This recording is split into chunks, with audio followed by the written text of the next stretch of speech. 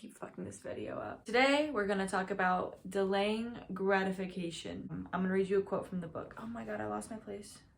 Okay. Delaying gratification is a process of scheduling the pain and pleasure of life in such a way as to enhance the pleasure by meeting and experiencing the pain first and getting it over with. It is the only decent way to live. Now, I agree with that. I feel like a lot of us don't notice that if we have a problem with delaying gratification, because everything nowadays is instantly gratifying. And often if it's not, people want to just go on to the next thing. A lot of times people just don't have patience anymore. It's kind of sad. So let's say you have an 8-hour workday. Would you prefer to have the first hour be really enjoyable and gratifying, and then the other 7 hours be really painful and boring and draining? Or would you rather have the very first hour be hard, maybe a little painful, and then the other 7 hours be enjoyable and breezy and chill? That's delaying gratification. It's just getting that hard part out of the way first so you can enjoy more of your time.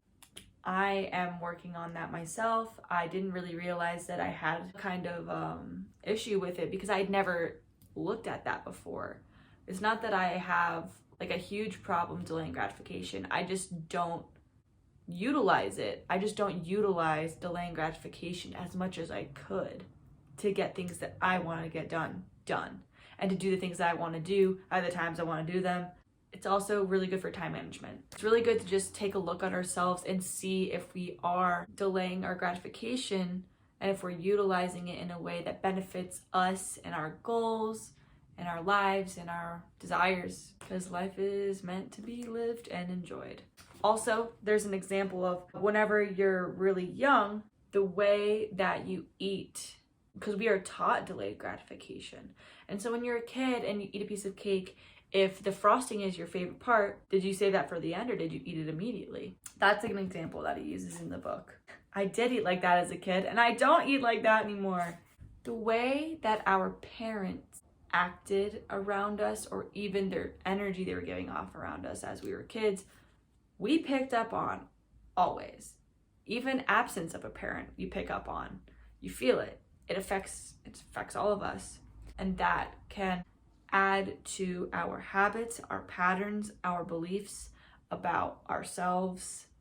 And that's going to be the beginning of the next chapter of the book. When I was in high school and early college, I remember learning all of our patterns originate from our childhood and our parents and all that. And I was like, nah, not everything. Everything. Because when we're children, our parents are authority figures. We look up to them. We love them. And so if our parents were harsh or cold or distant a lot of the time, we will feel that the world is harsh, cold, and distant because that's our inner representation of the world. That's all we were shown when we were growing up. And vice versa.